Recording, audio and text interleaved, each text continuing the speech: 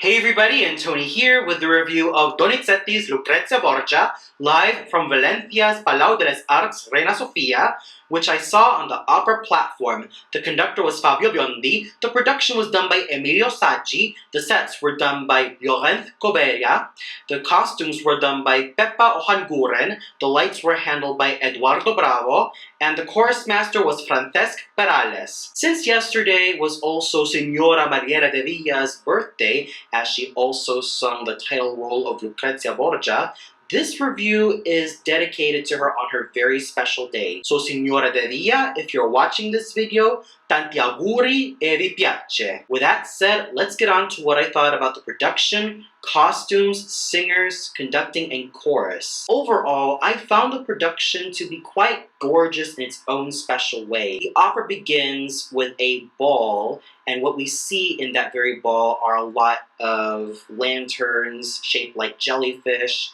and we also see that there are like a lot of walls that are in the shade of blue, and that's pretty much the same wall design that's used throughout the entire opera, mostly to heighten Lucrezia Borgia's Ice Queen personality, as in it's all frigid and it's quite icy, for lack of a better word. It has that type of cold feeling when you enter that palace, as if though you've been frozen and wondering what on earth is going on. And it also has the feeling like you're in a maze just trying to find out where to go next, only to be blocked on by a lot of obstacles along the way. So the overall production does have that sense of iciness and that sense of foreboding that really makes it work in its own special way, and it's also to heighten some of the Gothic themes that are prevalent throughout this opera, like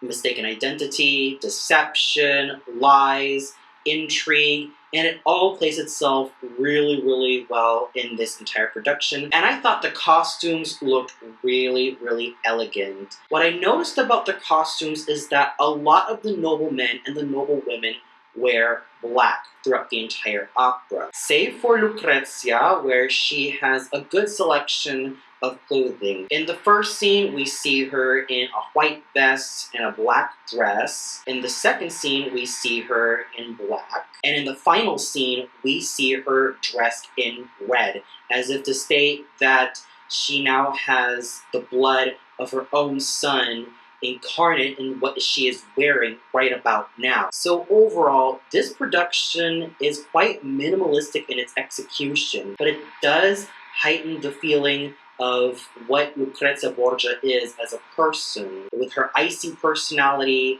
and the notoriety that she also had as one of the most controversial women of history. It does play its concept really, really well, and I thought that it was elegantly executed. Now we get to the singers, starting off with Signora Mariella Devia, who, as I stated before, celebrated her 69th birthday, and here she was in fine form. Sure, her voice may not have that same shimmer and glimmer as it did in the past, but what she was able to do with Lucrezia Borgia, a role she's also been singing for about 15 to 16 years, is that she was able to make her dignified, composed, and she didn't really play her over the top.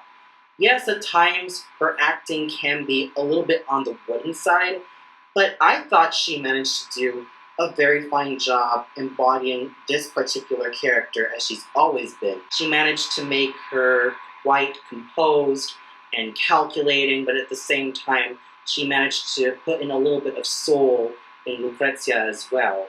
And her voice was really, really fine all throughout.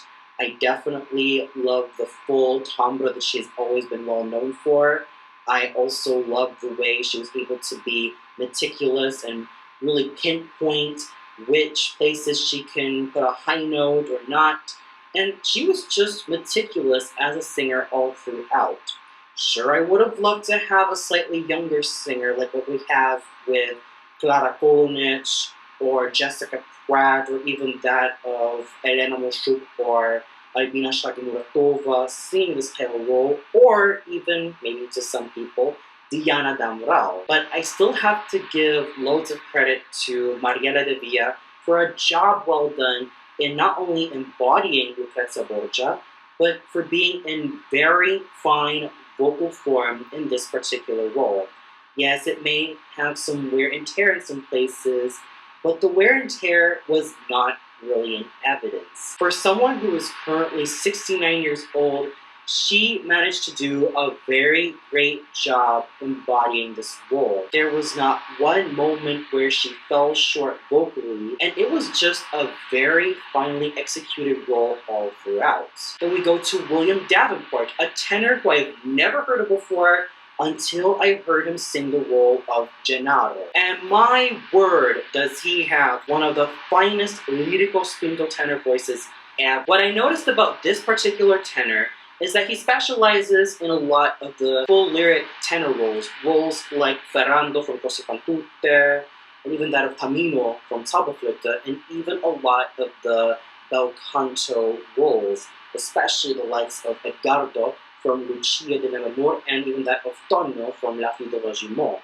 And as I heard him sing, I thought to myself, this is a tenor that needs to be hired a lot more in all of the international opera houses, especially that of the Metropolitan Opera House.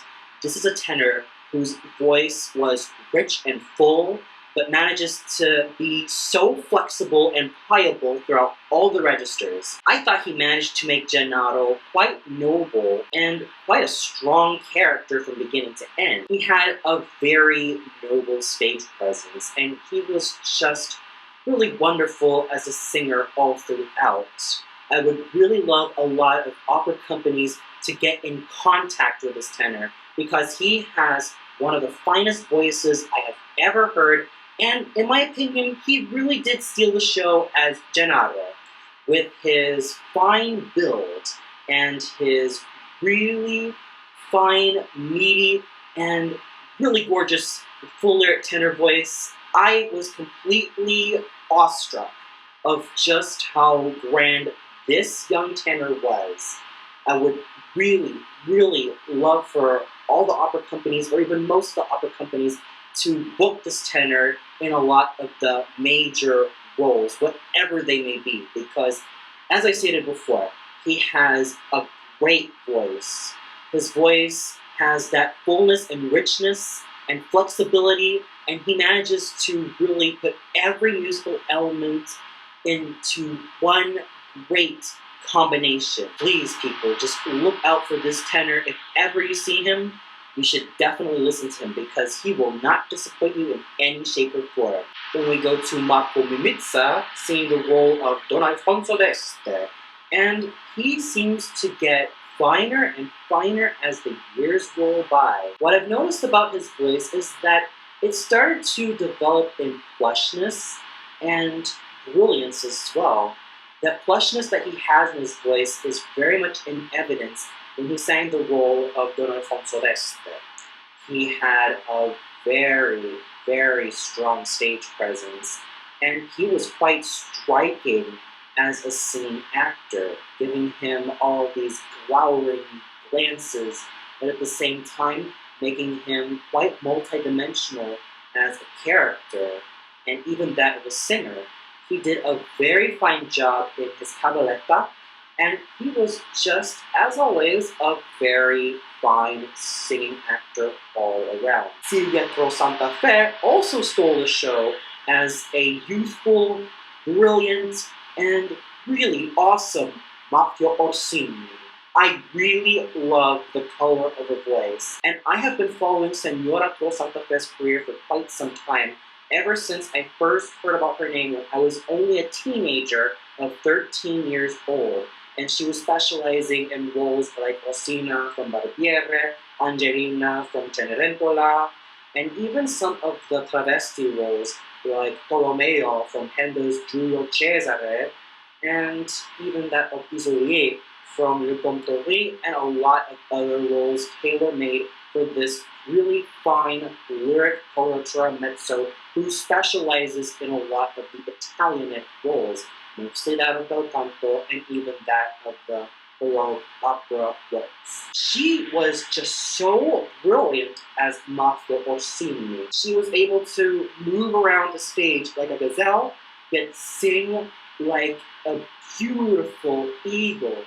She was just in great form, and her chemistry with William Davenport's Gennaro was so palpable. You could definitely feel the warmth and the friendship that these two gentlemen have. Well, in this case, gentleman being Mr. Davenport and lady being Senora Rosa Cafe, and they were really professional in their roles as singers. And her two solo arias, Nel Fatal della Ritmi and Il Segreto per Essere Felice, were very, very well done. More than well done. They were outstanding. She was a very great singing actress all around, and she really did a very magnificent job embodying Mafia Orsini. We also get some really wonderful singing from the likes of Moises Marin's snarling and sneaky Rustigello, whose light lyric tenor voice was absolutely beautiful, even though this character was supposed to be quite menacing. And he managed to bring that menace, and he was having a lot of fun with this particular character, as I could see it in his eyes. I could see it in his movements. I could see it in the way he embodied this particular character, and he did an amazing job. And I also have to give kudos to the other singers, most notably Fabian Lara as Liberotto, whose lyric tenor voice was just so lovely to listen to. Andres Sulbarans Vitayoso, who also had a very beautiful voice.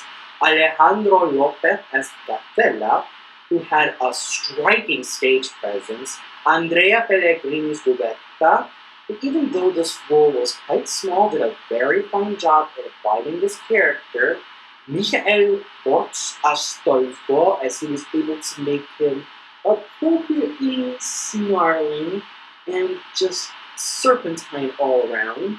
And Simone Alberti's really handsome and really, really awesome and dashing at the same time, serpentine Petrucci. Everyone did an amazing job. It wasn't just the likes of Mariella Devia's Lucrezia Borgia, William Davenport's Gennaro, Marco Minizza's Don Alfonso d'Este, and Silvia Tro Santa Fe's Mafia Orsini. Everyone did an amazing job. They were just wonderful singers all around, and they all had style and class. And the conducting done by Signore Fabio Biondi was really well done, paying close attention to how everyone was going along, and he was able to really bring the chorus and orchestra to his command. And speaking of the chorus and orchestra, they were all fabulous.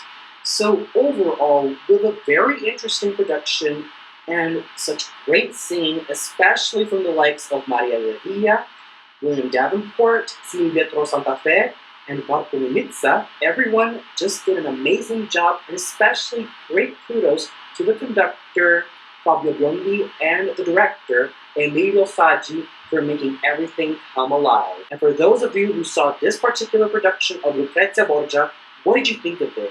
Did you feel like everyone, in terms of the singers, the chorus, and the orchestra, went together really, really well?